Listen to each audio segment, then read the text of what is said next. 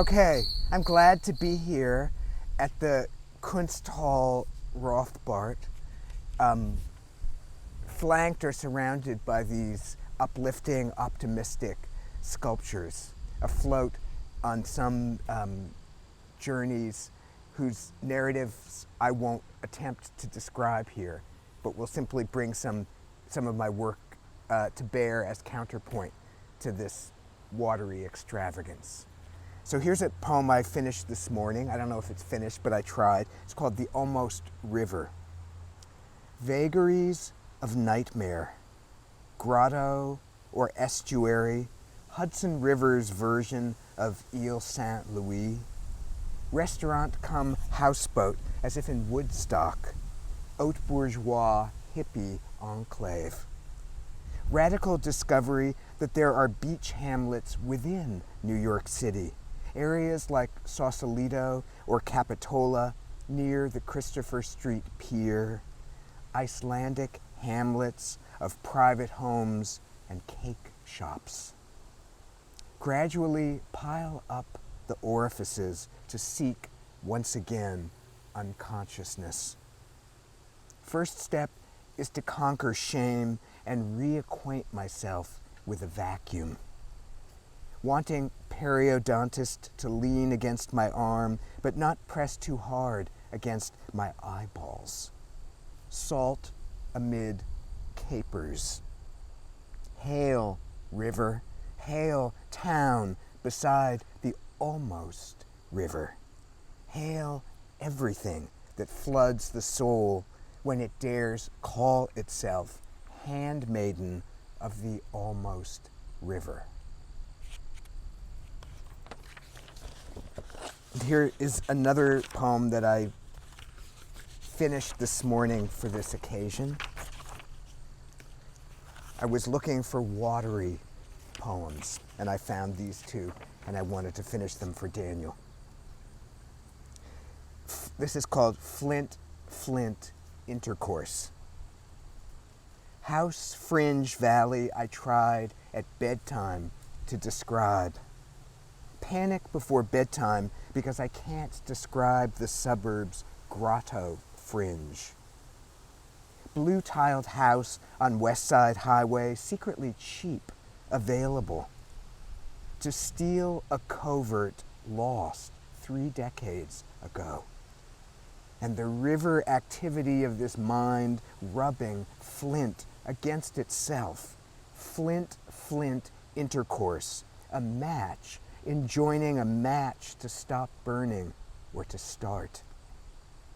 Tuckered out by custard or the pretty teacher's custard entitlement. Deciding one day to write the story of those houses along the fringe, the edge story of Margie wandering to the ranch house's ocean brink. Sending a story to the senile aunt long before she became senile. Mother jealous that I received encouragement from aunt. Reading a book about psychotherapy long before I understood what psychotherapy was.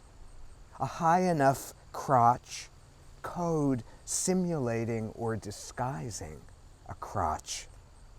Sitting on the poetry lawn, mother's friend understands my latency, and I report the encounter to my mother, who seems not pleased that my latency has been coddled by a rival. Impermissibility of saying grieves, Greaves. Language nugget hugged for itself rather than its meaning. Loving the antiquity of grieves, leaves, and graves inside grieves. Grieves and laves, washes. After its lava flows, the carcass mountain grieves. Derive reverie from reeve, as in bank. Derive reverie from reeve. Drive along the dream shore's grief leaf curves. I won't leave you, language. Language, don't leave me.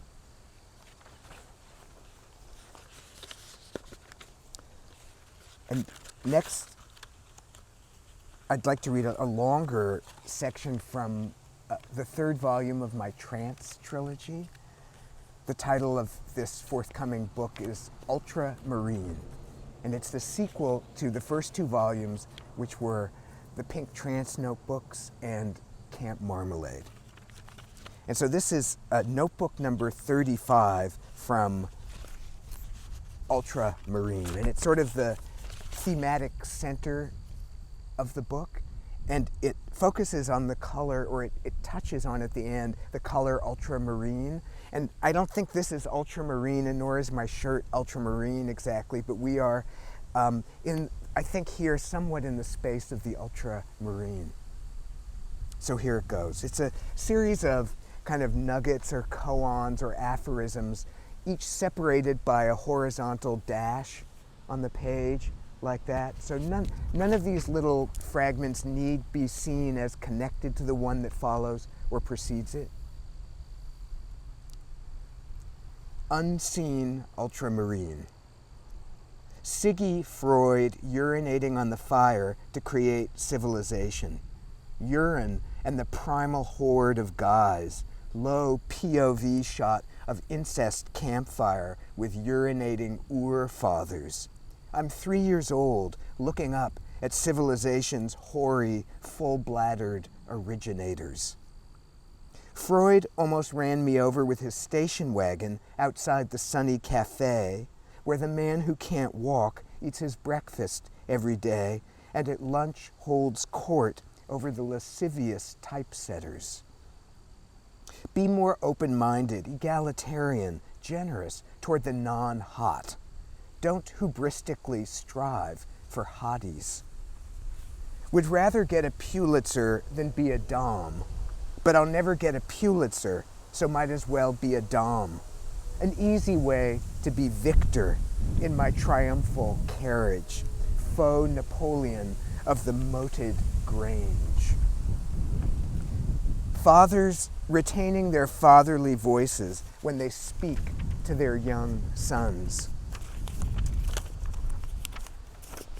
What are the creeds of the babysitter's cult? Where do they worship? What sacred provisions do they stockpile? Apology for demanding a peanut butter and jelly sandwich and then spitting it out. Julie Andrews in The Boyfriend, 1954, eating a matzah piled with cheese. Gidget makes water a tournament of Gidget refinement, becoming more pop, more watery, more Gidget-like. She isn't really Gidget, and she wants to become Gidget. So she has to pretend to be Gidget, trying to become more Gidget, when in fact she is an imposter with no relation to Gidget. Is she his mother, or is she just ogling him while she waits to pee? I ate the brie. We discussed Adriana Casalotti, Snow White's voice in 1937.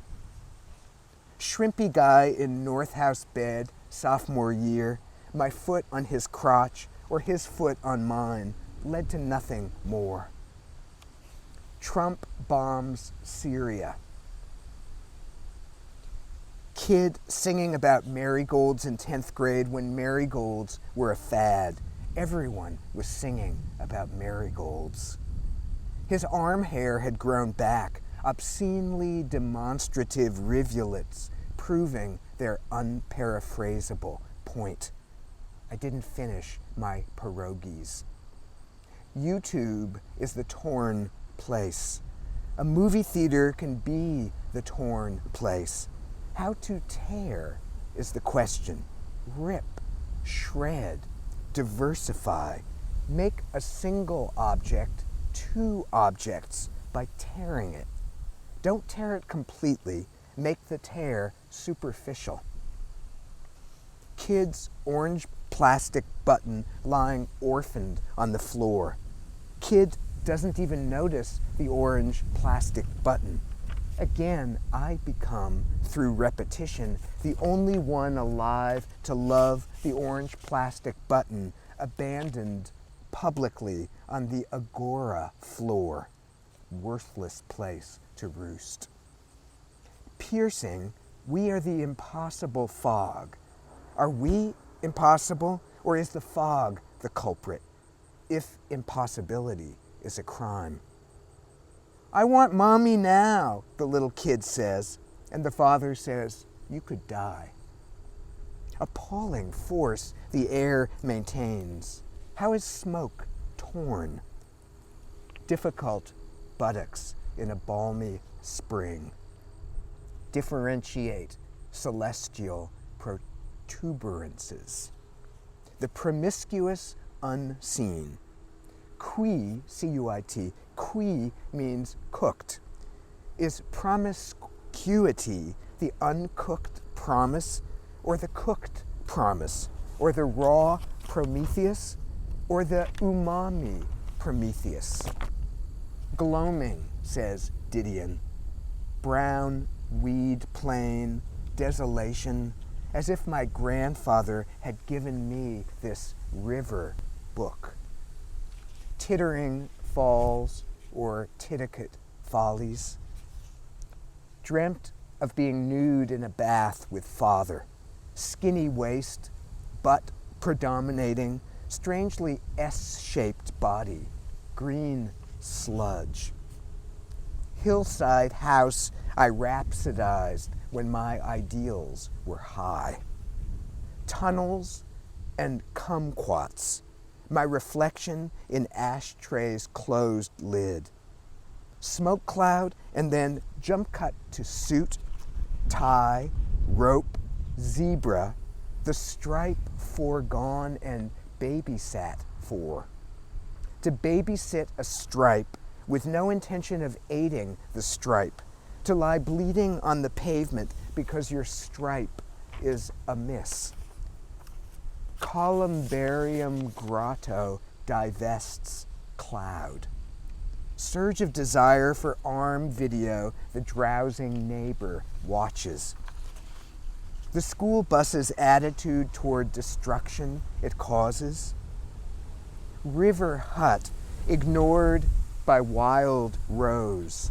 Hut eager for flowers' mute accolades. Rose's identity stronger than mine. The unseen afterlife is promiscuous, or the fringes of consciousness are promiscuous.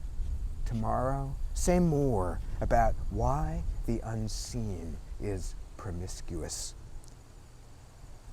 Some mystic in a New Haven backyard spotted the god personage suddenly materialized, a ficus beneath a sky too late to qualify as ultramarine. Why characterize sight as aggressive and curious? Why not imagine sight as passive,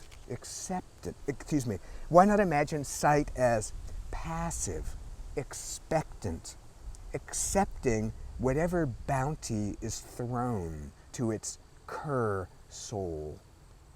Noticing now I'm calling our plight a curs.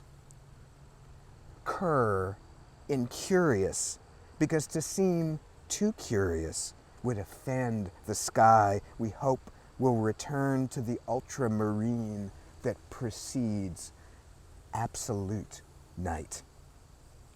1,000 stars puncture your misgivings, pierce your distrustful sight sickness, and provide pinched apertures for wording everything differently the next time we make this voyage.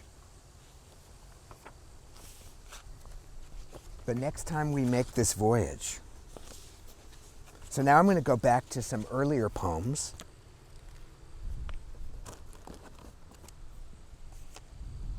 From this book, published in 2007.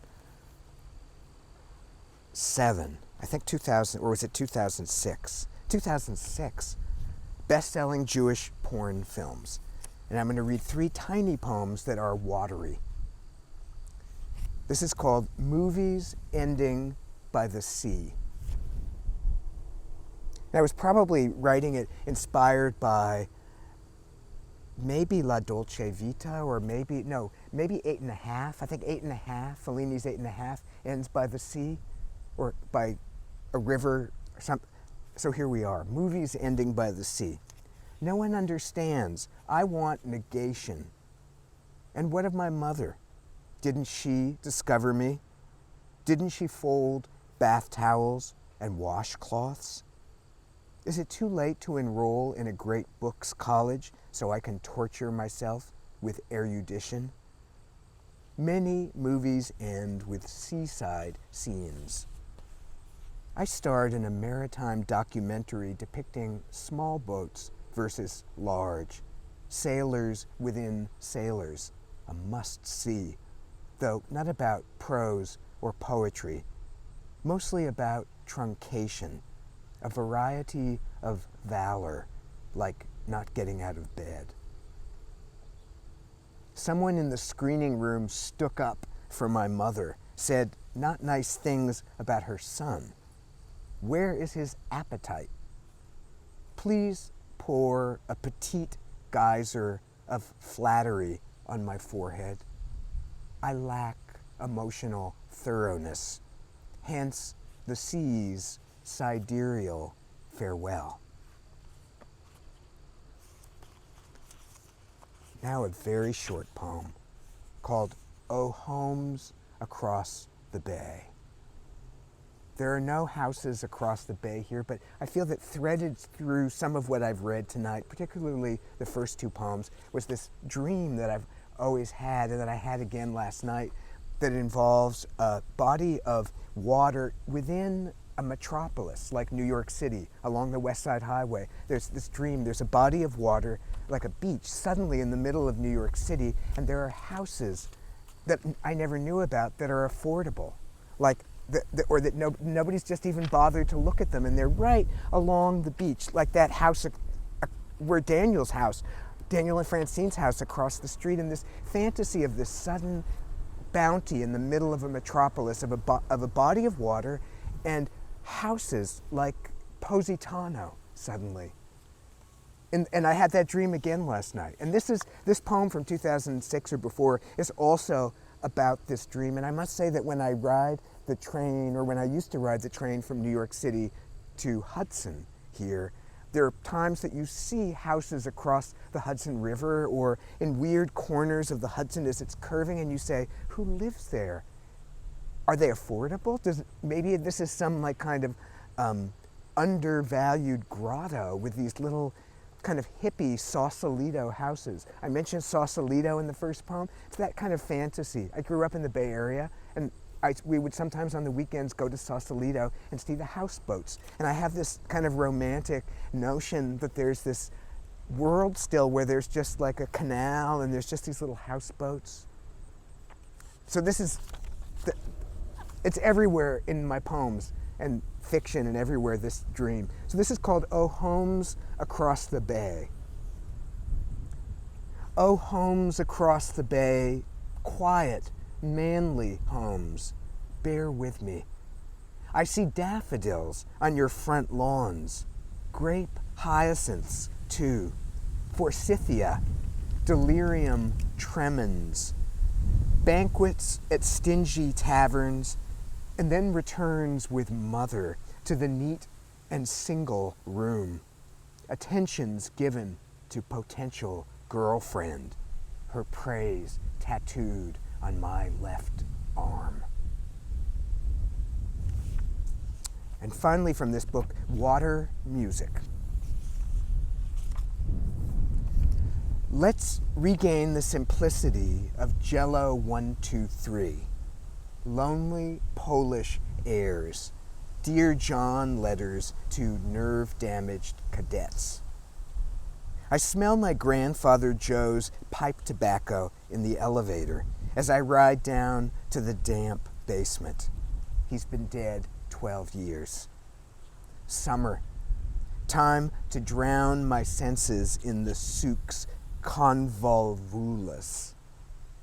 Observe my skittering foolishness like fish in shallow bioluminescent bays. The last movement suspends development in favor of dinky recapitulation, though tonic and subdominant are more than bric-a-brac. Tomorrow I'll see my father again. He'll dismiss me. I'll dismiss him too. Counterpoint, first theme, second theme. No one asks why I lie down like a high school sophomore in the goat position. Staggering my ignorance of contemporary lust formations, a dirge composed of oars, claims, trees, tame owls.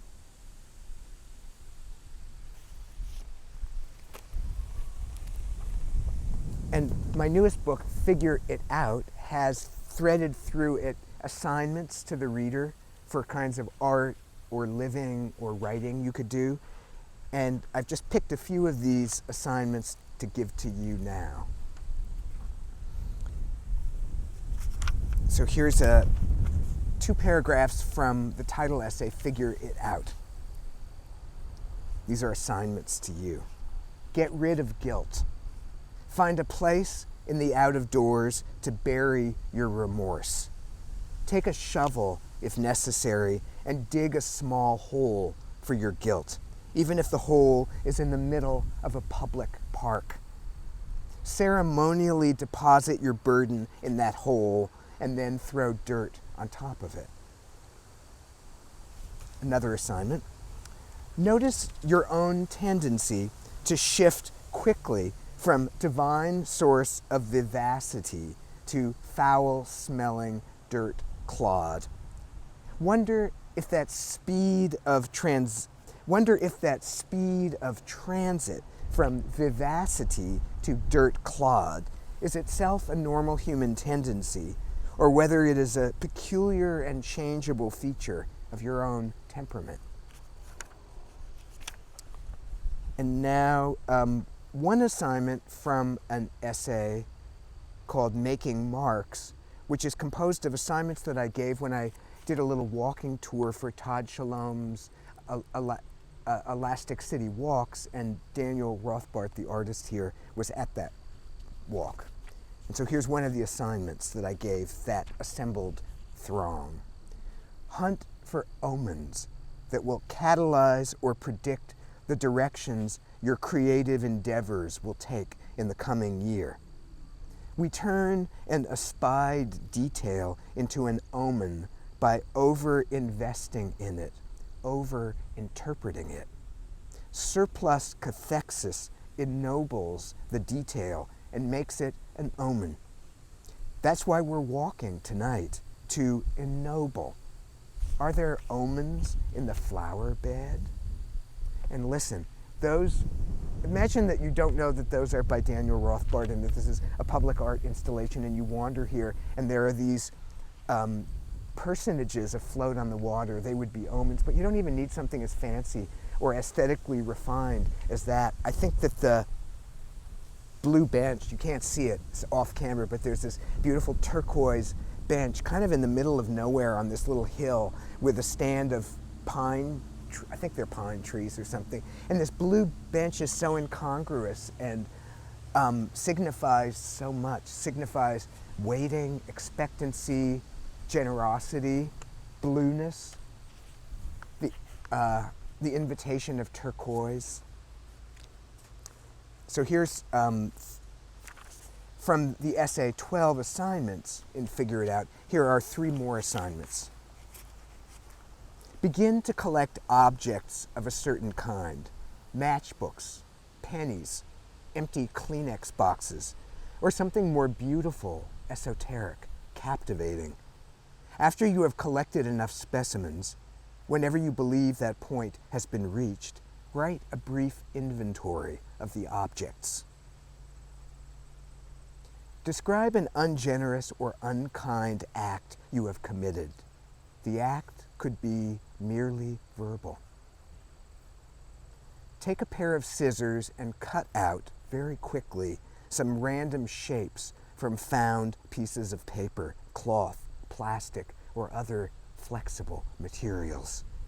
assemble a small village of these fragmentary shapes. Write about that village, its inhabitants, its secrets. Okay, I shall end this little reading by the water with a fable from a forthcoming book titled The Cheerful Scapegoat, a collection of fables. And this little story is called The Diplomatic Rock. And you can't see it, dear viewer. I'm sure you can see rocks out there, but there are rocks all around here. And so here's the diplomatic rock. A rock interposed itself between China and Norway, according to the retired diplomat. No one accepted his judgment, so he rescinded it. The retired diplomat longed to lie in bed with Marcello in that diamond magnate's arts and crafts villa in Fiesole Heights, on a street surrendering to gentrification. I am the retired diplomat. The country I represented during my diplomatic career had no name, or else most players on the world stage found my underdog country's name impossible to pronounce. A rock interposed itself between the swimming pool and the cabanas. Some swimmers passing by the rock would rub their hands on the rock's surface. The rock was thought to bring good luck to those who dared to rub it. I stepped out of retirement. I rejoined the diplomatic core of my unpronounceable land.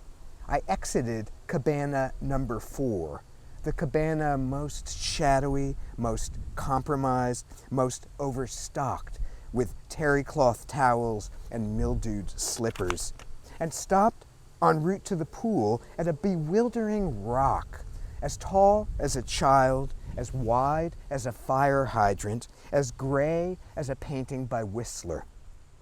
I rested my scented palms on the rock's gritty surface. I rubbed my fingers along its visible seams, as if the rock had cracked in transit on the mail truck that had delivered it to this aquatic compound, where I gravely oscillated between retirement and employment. Marcello surprised me by suddenly appearing here at the rock. Had his villa been destroyed by fire? What else could explain his heretical, tearful visit to a rock I'd thought it my sole duty to fondle? At this troubled juncture in the narrative, we no longer find ourselves in Fiesole Heights. We are now, and perhaps we have always been, on a rocky island somewhere between Norway and China. Here, where waves crash against cliffs loved by no world leaders, I place my well-traveled and argumentative hands on a gray rock. I hope that its ridges will puncture my cosseted palms and cause them to bleed. Blood will authorize me to push my love for Marcello toward physical rapture and rescue us from the arid zone of diplomatic quibbling. If Marcello remains with me at this shrine of the rock with its Ennio Morricone soundtrack, then I will cease oscillating between eclipse and appearance. I will save my unpronounceable country's honor. I will give head to Marcello. I will repair this narrative's deplorable inconsistencies. I will emulate in stability and emotional nullity the rock I have been cherishing and avoiding. The rock will be mine, and no portion of my psyche or my physique, an otter's, will be unrock-like. We were alone with a retired diplomat in cabana number 4 as he recited this circuitous and troubled tale. Our job was to represent the rock's rights and wishes, which stood in opposition to the diplomat's.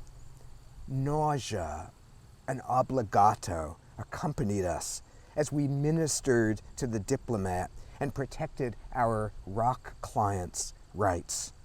We performed our paradoxical duties by fantasizing about nude Marcello while injecting embalming fluids into the veins of the diplomat's corpse-cold recitation. That's it. Thank you very much.